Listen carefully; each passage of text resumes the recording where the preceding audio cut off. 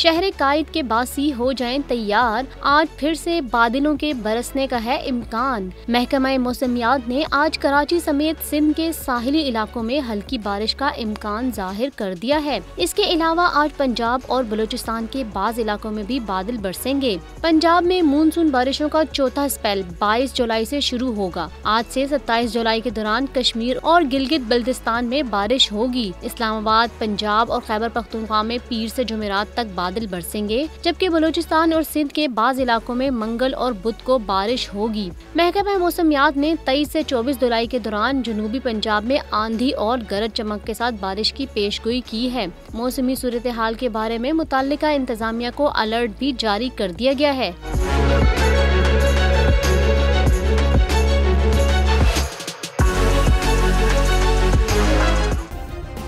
Subscribe करें और bell दबाएं ताकि कोई खबर रह न जाए।